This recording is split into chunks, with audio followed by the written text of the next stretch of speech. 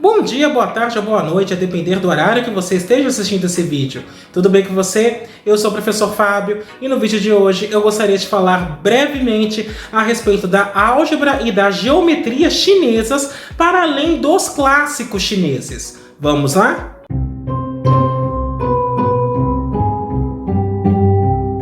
Antes de mais nada, eu vou pedir que você faça o já famoso cucucu, que é curtir, ou seja, deixa o seu like.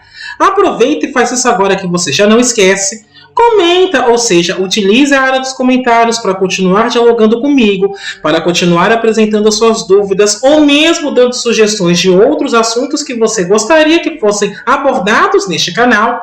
E, caso você goste desse vídeo, compartilhe com seus amigos, compartilhe com seus contatos, compartilhe com aquele seu amigo que tem curiosidade pela parte histórica da matemática. Além disso, vou pedir para você clicar no sininho, se inscrever e ativar as notificações. Desta forma, toda vez que sair um vídeo novo, você será avisado. O objetivo desse vídeo, em particular, é falar um pouco a respeito de matemática chinesa, mas agora fazendo um recorte histórico. Há um vídeo nesse canal no qual eu abordo brevemente a história da China e também falo um pouco a respeito da matemática chinesa feita a partir dos clássicos chineses. Este vídeo tem um objetivo diferente. O recorte aqui é para vislumbrar o que foi feito além desses clássicos. Então, daqui em diante, eu vou assumir que os clássicos já existem, que eles já eram conhecidos, e só vou ilustrar o que é que foi feito além dos clássicos que já existiam. Portanto, sem mais delongas, passemos então à nossa conversa. Inicialmente, eu quero destacar que, diferentemente dos gregos, os chineses não estavam preocupados em estudar os números figurados. Os números figurados eram aqueles números que podiam ser dispostos através de figuras geométricas. Por exemplo, quando você fala de número quadrado, é porque, na realidade, o quadrado perfeito, você pode dispô-lo de maneira a ter um quadrado. Quando você pega um 9 com um quadrado perfeito, é porque se você tiver 9 pedrinhas, você consegue construir um quadrado cujo lado tem 3 pedrinhas. Se você tem o número 16, no fundo ele é 4 ao quadrado. Por quê? Você pode pegar um quadrado com 16 pedrinhas, de maneira que o lado desse quadrado tenha tamanho de 4 pedrinhas. Então, números assim eram chamados de números figurados, números que podiam ser atrelados a figuras geométricas. Os chineses não estavam tão preocupados com isso. Ainda havia na China um interesse em usar números para técnicas adivinhatórias, ou seja, para prever o que poderia acontecer no tempo futuro. Por exemplo, um dos instrumentos utilizados para esse fim era o quadrado mágico. O quadrado mágico aparece em Xu Xu Jian, que em inglês foi traduzido pelo simpático título de Memórias de Algumas Tradições na Arte Matemática. Este livro foi escrito no século VI por Zhen Luan. Daqui a pouquinho eu mostro o que é um quadrado mágico. No século X, este quadrado foi associado a uma figura chamada Luo Shushu, encontrada no apêndice do Livro das Mudanças entregue para o imperador Yu. E neste quadrado, os números pares são representados por círculos fechados e eles estão atrelados ao feminino, que são chamados de yin, enquanto os números ímpares eram atrelados ao masculino, chamados de yang, e eram denotados por círculos abertos. Então vamos dar uma olhada então no quadrado mágico. O quadrado mágico que é apresentado atualmente é este daqui. Este quadrado mágico ele tem a seguinte característica. Você tem números dispostos de 1 a 9, de maneira que, se você somar os 3 números em qualquer uma das linhas, ou colunas, ou mesmo nas diagonais, o resultado sempre dá 15. E aí a gente chama isso de quadrado mágico. Os chineses representavam essa disposição desta forma. Então perceba, lá no alto, como é 4, você está atribuindo 4 círculos fechados, porque 4 é um número par associado ao feminino, associado ao yin. O 9, que seria o número que está do lado do 4, são círculos abertos, associados ao masculino, associados ao yang, e assim por diante. Era desta forma que eles representavam, então, o quadrado mágico. Ainda, quando a gente pensa qual era a ideia da álgebra para além dos clássicos, o principal objetivo era resolver equações. Sistemas de equações lineares apareciam nos livros clássicos, como Zhou Zhang Xuanxu. Um exemplo de problema que estava lá Existem 3 tipos de trigo. Os grãos distribuídos em 2, 3 ou 4 pacotes, respectivamente, não são suficientes para preencher uma medida inteira em cada caso. Quantas medidas de grão cada pacote de cada classe contém? Então você tem 3 tipos de trigos, eles estão distribuídos em pacotes e você percebe que mesmo combinando a quantidade de grãos em cada pacote, isso não seria o suficiente para preencher uma medida.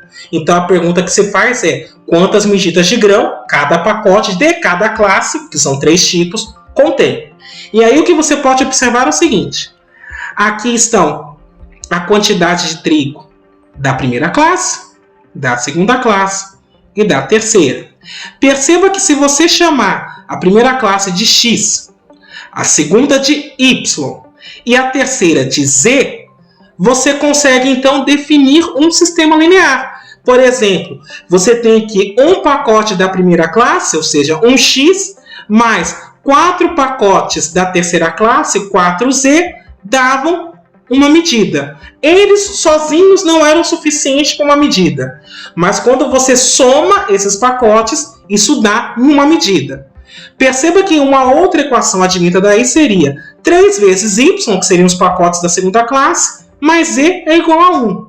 E a terceira equação seria 2x mais y igual a 1. Então perceba que eu tenho na realidade esse sistema.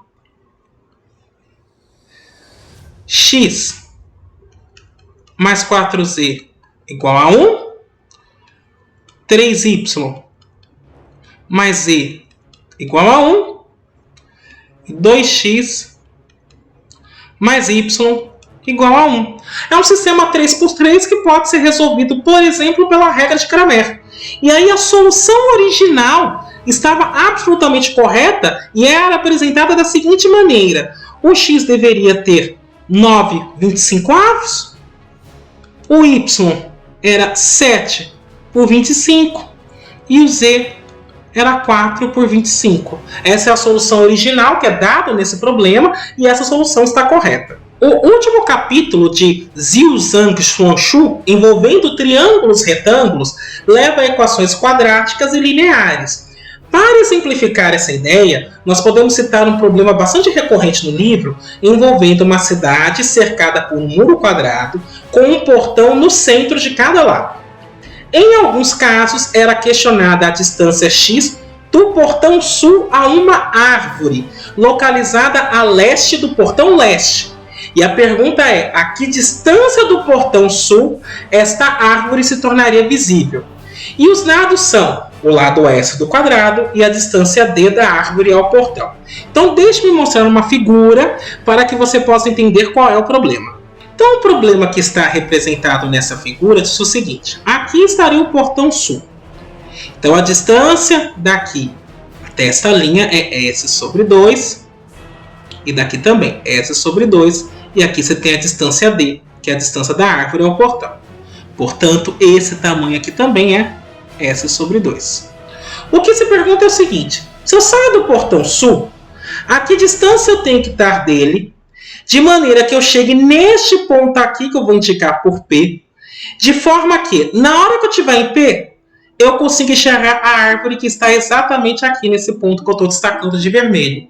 Em outras palavras, qual é essa distância x que eu tenho que percorrer para poder enxergar aquela árvore? Esse era o problema. Perceba o seguinte, eu tenho 2 triângulos retângulos, um pequenininho e um maior. E esses triângulos retângulos são semelhantes, porque eles têm o mesmo ângulo, e aqui vem do Teorema de Tales, e ambos têm um ângulo de 90 graus. Portanto, observando essa semelhança, eu posso chegar à seguinte igualdade. X sobre S mais D vai ser igual a S sobre 2 sobre D. E, portanto, isso me leva à equação XD igual a S mais D vezes S sobre 2. Que eu posso escrever assim. XD é igual a S quadrado mais D vezes S sobre 2. E isso fica S quadrado mais ds é igual a 2xd. E, portanto, a equação que encontra é s² mais ds menos 2xd é igual a 0. E aí o que eu desejo chamar a atenção neste momento é o seguinte. Se o s fosse um valor conhecido, então eu tenho um problema linear. Porque na realidade o s é conhecido, o d também, eu deveria determinar essa distância x. Se por acaso eu soubesse a distância x e soubesse a distância d, ou seja, eu não conhecesse o valor de s, aí eu tenho uma equação de segundo grau em s e, portanto, eu teria um problema quadrático. Então perceba que equações lineares e quadráticas já apareciam nos clássicos chineses. Ainda sob essa perspectiva, as equações cúbicas apareceram pela primeira vez no século VII, num texto intitulado Shugu Suanjing, cuja tradução por inglês ficou Continuação da Matemática Antiga, escrito por Wang Xiaotong, que viveu entre 580 e 640. O trabalho continha problemas complexos envolvendo triângulos retângulos. Por exemplo, um dos exercícios pede o valor de um dos catetos de um triângulo retângulo, sabendo que o produto do outro cateto com a hipotenusa é dada por esta fração mista, este número misto aqui, e a diferença entre a hipotenusa e o cateto procurado é esta aqui. Portanto, é um problema cujos dados na realidade são um produto e uma diferença, de maneira similar que acontecia com problemas mesopotâmicos. Xiaotong apresenta um método de resolução para este problema que leva a esta equação complicada aqui. E essa equação é uma equação cúbica. A solução correta para o problema é apresentada. Ainda no século XI, o matemático Jia Xian desenvolveu um método para extrair a raiz cúbica de um número. No século XIII, o matemático chinês Qin Jiushao escreveu Shushu Jiuzhang, a aritmética em 9 capítulos na tradução em inglês. Nesse texto, ele apresenta um método para aproximar raízes de equações que é similar ao método de Horner. Inclusive, é necessário destacar aqui que não se deve confundir aritmética em 9 capítulos com um dos textos clássicos que existiam de aritmética. Esse aqui é um outro texto. Nesse texto em particular, ele apresenta um método para aproximar raízes de equações que é similar ao que hoje nós chamamos de método de Horner. O método de Horner foi descoberto de maneira independente e leva este nome em homenagem ao professor britânico William Horner, que nasceu muito próximo ao final do século XVIII. E aí eu vou ilustrar o método chinês com essa equação, px ao cubo mais qx² mais rx mais s igual a 0. Eu vou ilustrar utilizando este simbolismo algébrico mesmo e depois nós vamos fazer um exemplo para mostrar como é que são feitos os cálculos na prática. Então, para que você compreenda como o método é utilizado, eu vou passar a descrição dele. O primeiro passo é você achar um chute inicial, uma raiz por tentativa e erro. Então, como é que a gente acha então uma raiz para um polinômio por tentativa e erro? A ideia aqui é utilizar algo muito próximo daquilo que conhecemos como método da bissecção hoje. Veja, quando eu tenho um polinômio, eu posso encará-lo como uma função polinomial. Eu tenho um polinômio igual a dar zero, eu tenho uma equação. Então, só o primeiro membro eu posso enxergar como se fosse uma função polinomial. E uma função polinomial, como os livros de cálculo ensinam, é contínua. Então, o que eu faço? Eu pego o número A e substituo no polinômio. Eu pego o número B e substituo no polinômio. Evidentemente, aqui eu estou supondo que o A é menor do que B. Se por acaso, a hora que eu substituo o A no polinômio e o resultado dá positivo e no B dá negativo, então eu sei que existe uma raiz que está entre A e B. Então eu uso A como chute inicial. Inclusive, o que garante esse resultado hoje é o teorema do valor intermediário, ou a sua variação, teorema do anulamento. Da mesma forma, se eu substituo o valor A no polinômio e descubro que dá negativo, substituo o valor B dá positivo, eu, de fato, também entendo que há uma raiz entre A e B. Ou seja, eu tenho que ter o sinal para um polinômio quando eu substituo x por um valor A, e quando eu pego um número B maior do que A, este polinômio tem que ter sinal contrário. Então eu sei que entre A e B vai ter uma raiz, e aí eu posso pegar A como sendo esse chute inicial para a raiz.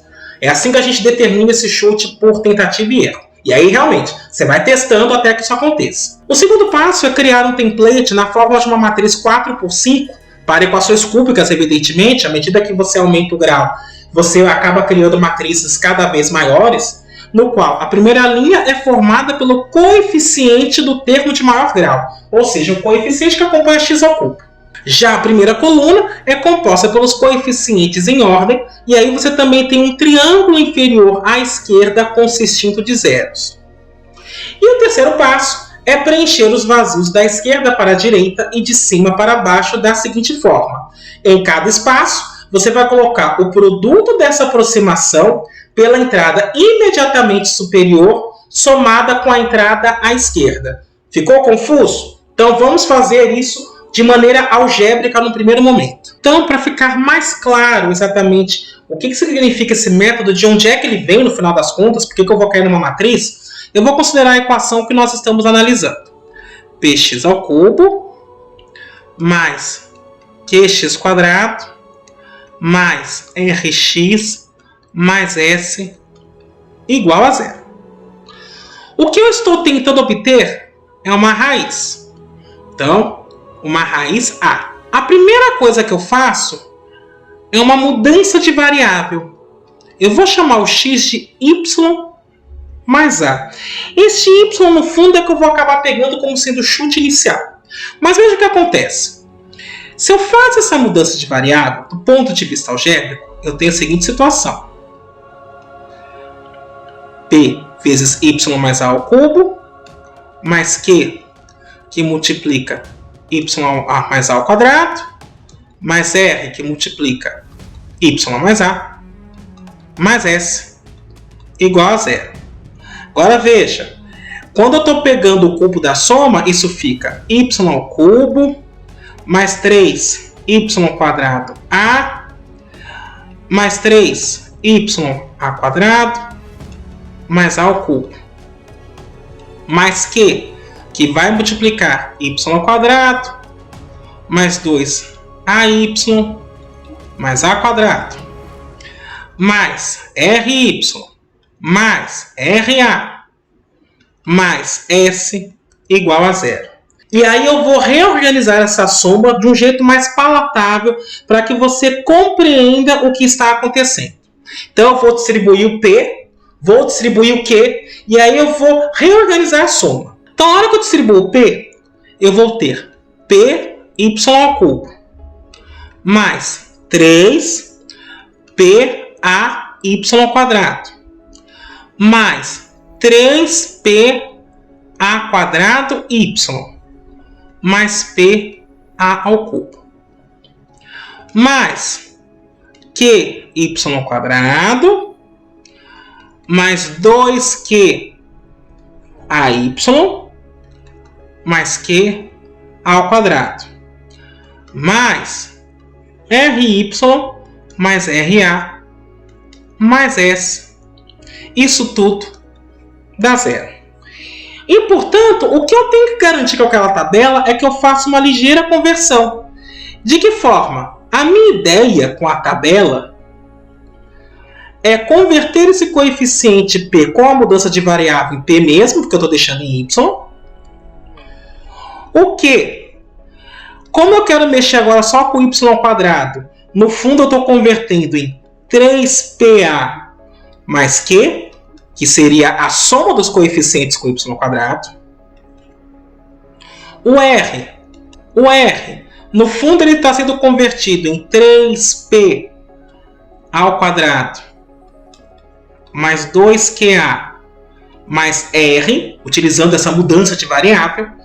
E o S, que era o termo independente, na realidade foi convertido em PA ao cubo mais Q ao quadrado mais RA mais S. Então, quando eu faço a mudança de variável x igual a y mais a, no fundo os coeficientes da equação original eu estou transformando nesses coeficientes novos. A ideia aqui, então, é registrar os coeficientes numa matriz.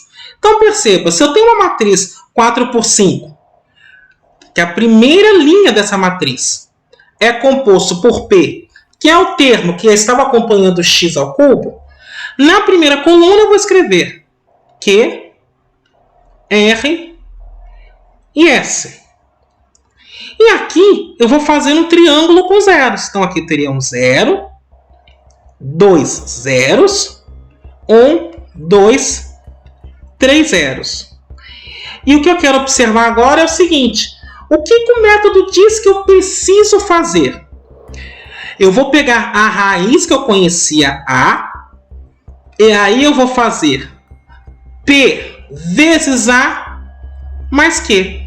Então seria PA mais Q. Ou seja, pego a raiz, multiplico por quem está aqui em cima e somo com quem está à esquerda. Agora eu vou fazer a mesma coisa com R. Eu vou pegar a raiz, multiplicar por quem está aqui em cima e somar com o termo à esquerda. Então vai ficar P ao quadrado mais QA mais R. E agora eu faço a mesma coisa nesse espaço. Vou pegar a raiz, multiplicar por este cara que está aqui em cima e somar com S. Então vai ficar P ao cubo mais Q ao quadrado mais RA mais S. Faço a mesma coisa agora. Pego o A, multiplico por P e somo com este elemento. Então, A vezes P, PA. Então vai ficar 2 vezes P vezes A mais Q. Na linha de baixo, vou pegar A, multiplicar por este elemento e somar com esse. Então, A vezes 2PA vai dar 2PA quadrado. Mais PA quadrado, 3PA ao quadrado. Mais AQ vezes QA, mais 2AQ, mais R. E agora eu faço a mesma coisa para preencher esse último espaço.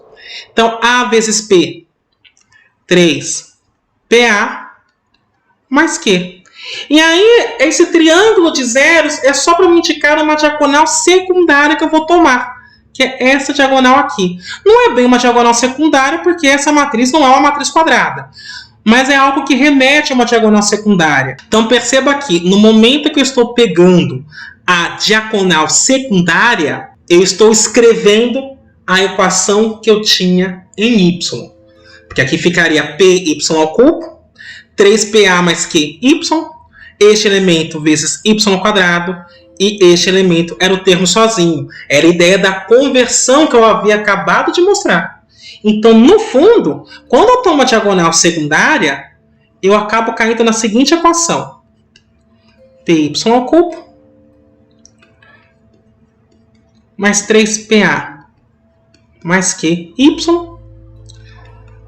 mais 3p ao quadrado mais 2aq mais ry, mais então, vou escrever aqui embaixo, p ao cubo mais q ao quadrado mais ra mais s igual a 0. E perceba que esse y então me dá uma ideia de qual seria o chute ou qual seria o valor aproximado para a raiz que eu estou procurando. Então, a ideia da matriz é só para poder capturar os coeficientes da equação quando eu faço a primeira mudança de variável, x é igual a y mais a, para que então eu consiga compreender qual seria de fato o valor aproximado para essa raiz. Agora, o que eu queria observar era o seguinte. Lembre-se que a primeira conversão, ou seja, a primeira troca de variável, ou melhor, mudança de variável, foi fazer isso daqui. X é igual a y mais a. Então, esse y é igual a x menos a. Veja, lembre-se que eu falei que o y seria a ideia do primeiro chute. Mas agora imagine o seguinte. Imagine que o primeiro chute fosse x. E a é a raiz exata. Seria muito bom se esse y estivesse entre 0 e 10. Porque, veja, imagine que o x que eu chutei era 10,4 e a raiz era 13,2. Então, quando eu faço a diferença, eu vou encontrar 3, alguma coisa. Se eu pego a parte inteira e eu sei que essa parte está entre 0 e 10, então eu sei que a raiz, neste caso, seria a parte inteira de x mais y, que seria uma unidade. Mas como é que eu garanto que este y vai estar entre 0 e 10? A ideia, então, é escolher, na hora que eu estou buscando o chute inicial, intervalos de tamanho 10.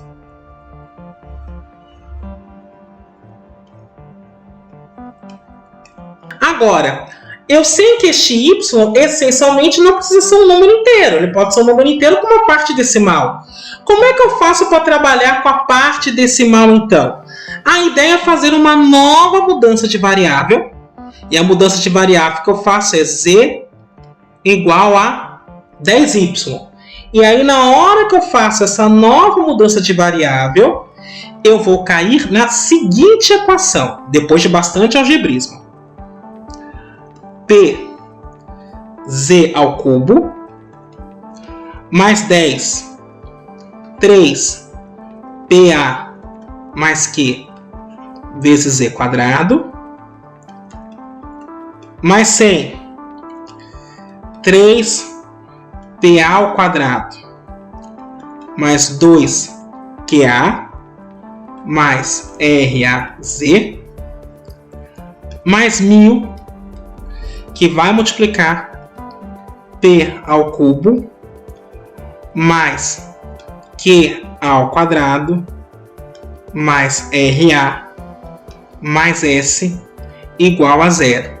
E aí eu repito este processo para obter o valor de z, e neste momento eu vou estar obtendo a primeira casa decimal da raiz. Se eu quero obter a segunda, o que eu faço? Eu crio uma nova variável, w igual a 10z, e repito o processo. E aí eu vou fazendo para ter a precisão que de fato eu desejo. Uma vez tendo vista toda essa álgebra por trás do método de Horner, vamos exemplificar numericamente para deixar mais claro como você faz na prática. Então veja, imagine que eu quisesse resolver essa equação 0,027 x ao cubo menos 3,3x menos 20 igual a 0. Então a primeira coisa que eu preciso fazer é usar um chute inicial. Para calcular esse chute, eu vou pegar intervalos de tamanho 10. Então eu vou começar supondo que o meu x fosse 0. E vou substituir neste polinômio no primeiro membro para identificar que valor eu encontro. A hora que eu faço essa substituição, isso dá menos 20, que é negativo. Imagine agora que eu faça substituindo por 10. Então, a hora que eu for substituir nessa equação, vai ficar 10 ao cubo, que é 1000, vezes 0,027, vai dar 27, menos 10 vezes 3,3, 33, menos 20. Então, eu vou ter 27 menos 33 menos 20, isso dá menos 26. Continua negativo. Então, 0 e 10 não resolve. Se eu pego x igual a 20, e aí eu faço a mesma conta, eu vou ter 20 ao cubo, 8.000 vezes 0,027, vai dar 216, menos 20 vezes 3,3, que vai dar 66, menos 20. E a hora que eu faço essa conta, isso dá 130. 130 é um número positivo.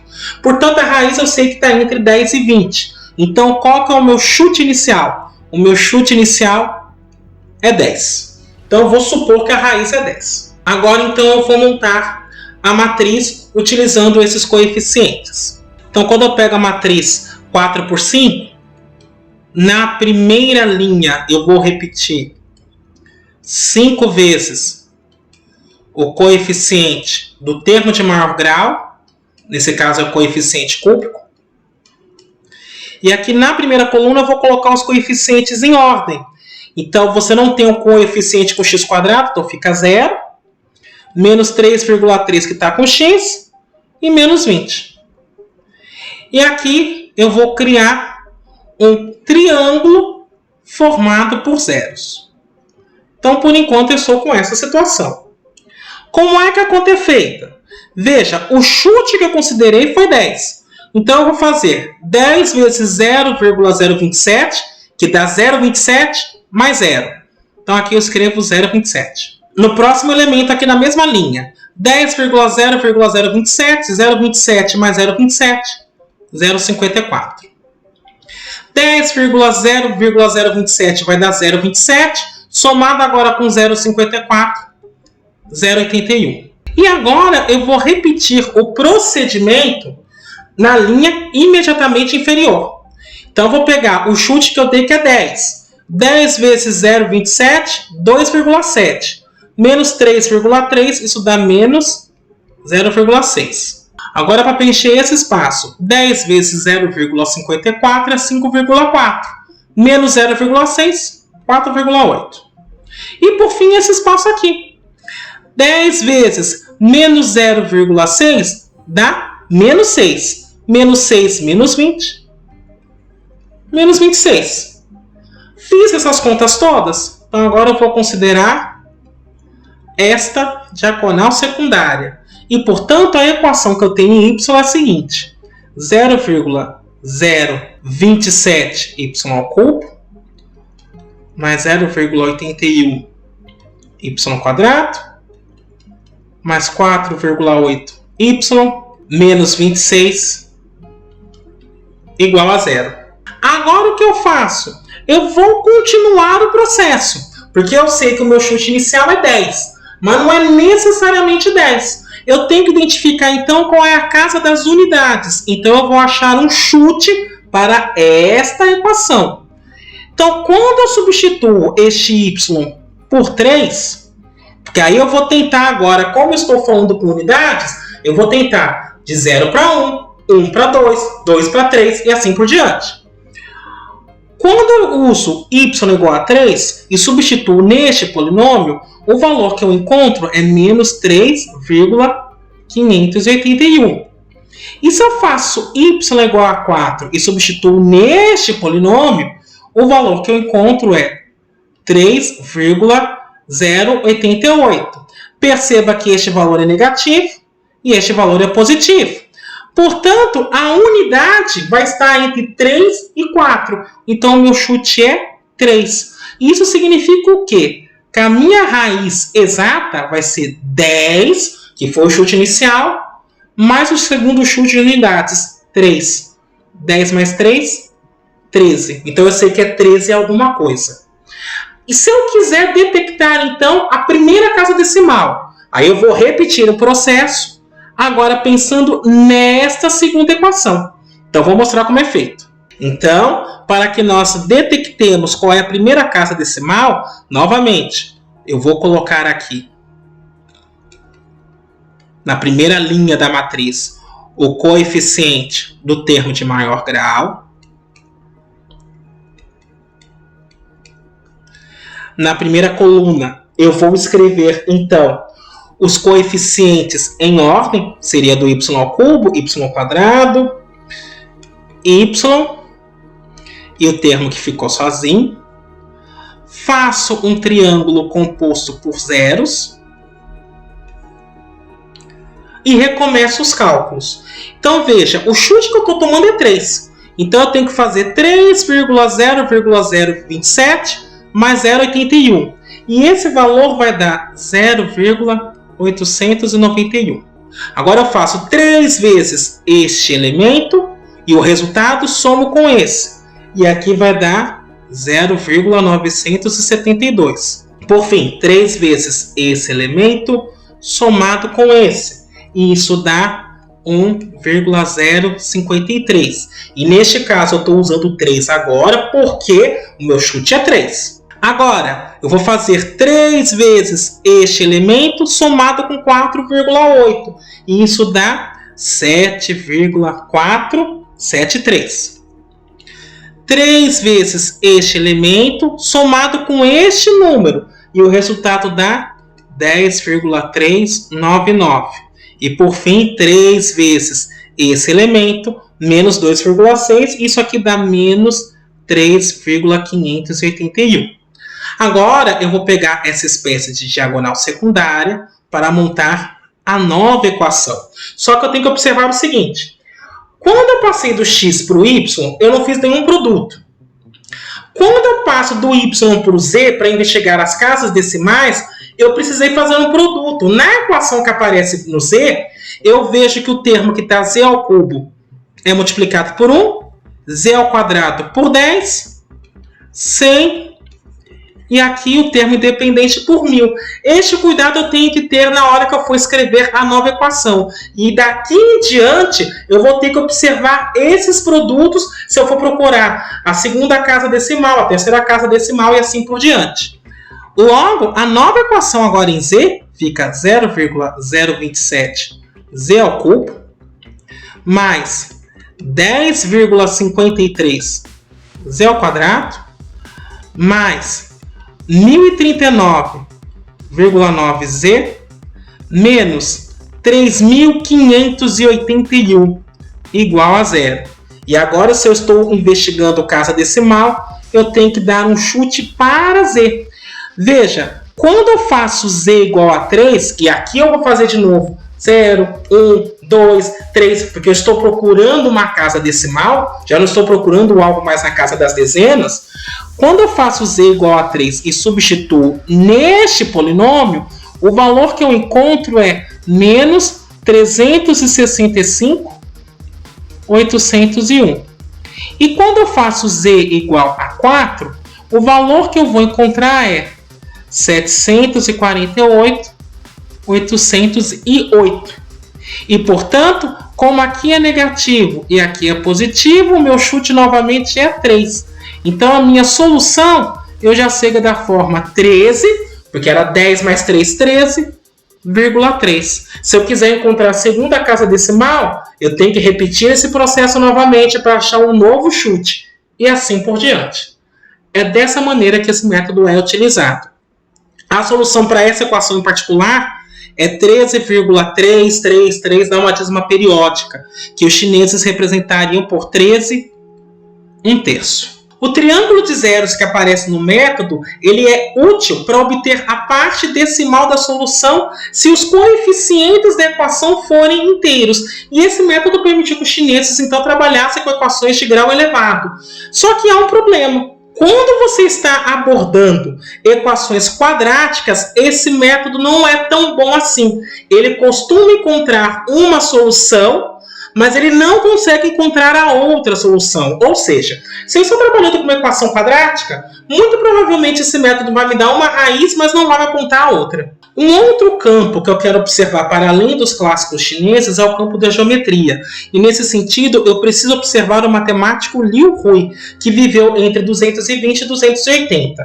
Este matemático foi o autor de Haidao Suanjing, e ele tinha uma habilidade notável para visualizar figuras tridimensionais. Num comentário em Jiuzhang Suanshu, ele provou que o comprimento da circunferência de um círculo com diâmetro 100 é 314. E isso significa o quê? Lembremos que o comprimento de uma circunferência é dado por 2πr. Se o diâmetro é 100, então 2r é 100. Então ele está dizendo que 100 vezes o π era igual a 314. E, portanto, o π seria aproximadamente 314, que é o valor que a gente usa quando quer aproximar o valor em duas casas decimais. Na geometria dos sólidos, ele mostrou dissecções de figuras geométricas que poderiam ser reorganizadas para demonstrar relações parte-todo. Essas relações permitiram a apresentação de maneiras para calcular os volumes de vários poliedros. E quando ele analisa esfera, ele afirma o seguinte: a razão entre o volume da esfera e o volume de um cilindro circunscrito nela pode ser obtido cortando a esfera e o cilindro ao longo de seu eixo e tomando a razão entre a área da seção circular da esfera e a área da seção retangular do cilindro. Para que nós compreendamos melhor este resultado de Liu Hui, o que nós precisamos lembrar é o seguinte: se eu tenho um cilindro dentro de uma esfera e aí eu faço um corte que é paralelo ao eixo do cilindro, eu estou fazendo um corte paralelo à sua altura. Portanto, o que eu vou estar enxergando neste momento seria o grande círculo e um retângulo. Uma coisa que eu quero observar é que se R grande for o raio deste grande círculo, ele é aproximadamente nessas circunstâncias igual ao raio da base do cilindro. E aí perceba que essa distância aqui, neste caso, mede 2R. E também nestas circunstâncias é possível mostrar que a altura do cilindro é aproximadamente 2 vezes o raio do grande círculo. Então o que o Liu Hui dizia era o seguinte: se eu quero calcular a razão entre o volume da esfera e o volume do cilindro, vou indicar por V e VC. Isso é aproximadamente a razão quando eu olho para as áreas das seções que são obtidas através desse corte. No caso da esfera, eu tenho um grande círculo. E aí a área desse círculo seria π vezes R ao quadrado. Quando eu olho para o cilindro, a área que eu obtenho a partir desse corte é a área de um retângulo. De lado, 2R, 2R. Então seria 4R vezes R. Perceba o seguinte, isso é πr ao quadrado, e o raio da base do cilindro eu posso aproximar como o raio da esfera. Então eu posso escrever como 4r grande ao quadrado também. E cancelando, isso fica π sobre 4. A pergunta é se isso faz algum sentido. E na realidade não faz. Porque veja só, utilizando as fórmulas que nós conhecemos atualmente, nós diríamos então que este volume é a razão entre 4/3 de π vezes o raio da esfera ao cubo, dividido então o volume do cilindro é a área da base, então πr ao quadrado vezes a altura. E portanto, se eu estou pensando na divisão de frações, eu manteria a primeira multiplicada pelo inverso da segunda. Só que aqui eu vou fazer algumas observações. Novamente, nessa circunstância, o raio da esfera é aproximado pelo raio da base do cilindro. Então eu posso escrever esse R pequeno como R grande. E a altura é aproximada como 2 vezes o raio da esfera, ou o diâmetro da esfera. Então vou escrever aqui como 2R. E aí perceba que, neste caso, eu teria R ao quadrado vezes R, que dá R ao cubo, que vai cancelar com este. π cancela com este. Este 4 pode ser simplificado com esse 2, mas aqui sobra 2.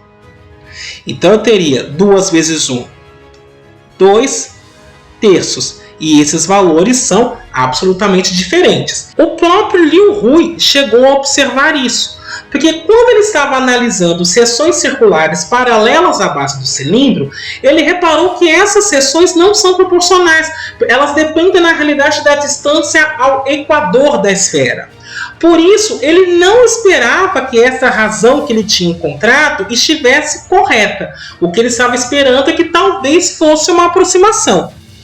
Ele também considerou uma figura formada por 2 cilindros circunscritos em uma esfera, de maneira que suas alturas sejam perpendiculares, gerando o que ele denotou por guarda-chuva de quadrado duplo.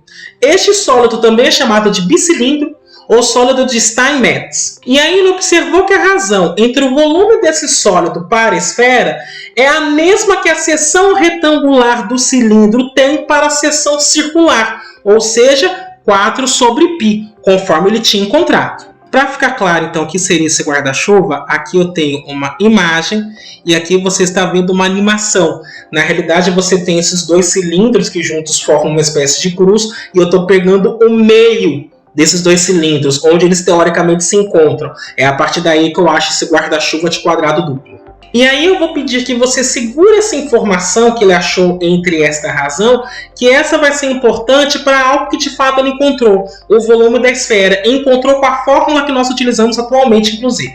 Bem, continuando dentro do campo da geometria ainda, 2 outros matemáticos importantes foram Zhu Shouzi, que viveu entre 429 e 500, e seu filho Zhu Zheng, que viveu entre 450 e 520. O pai, Zhu Shongzi, demonstrou que se um círculo tem diâmetro 1, então o comprimento da sua circunferência é um número entre 3,1415926 e 3,1415927. Perceba que se um círculo tem diâmetro 1, na realidade o comprimento dessa circunferência vai ser π, porque vai ser 2 vezes o raio, que é o diâmetro, vezes π. O diâmetro é 1, então o comprimento é π. Então ele está dizendo que o π é um número entre este valor e este. Perceba que aqui a precisão está muito melhor. Para determinar perímetros de polígonos regulares escritos em círculos, ele utilizava essa expressão. Se SM é o lado de um polígono de n lados, então ele tinha uma expressão para estimar o comprimento de um lado com 2n lados. Em outras palavras, se você, por exemplo, sabe qual é o comprimento do lado de um quadrado, então você consegue estimar qual é o comprimento do lado de um octógono regular. E se você tem esse comprimento, então você conseguiria estimar então o comprimento do lado de um polígono com 16 lados e assim por diante. Os dois matemáticos mostraram como se calcula o volume do guarda-chuva de quadrado duplo. Para isso eles perceberam o seguinte: se esse guarda-chuva está dentro de uma esfera de raio R, eu posso inserir essa esfera dentro de um cubo de aresta 2R, que seria o diâmetro da esfera.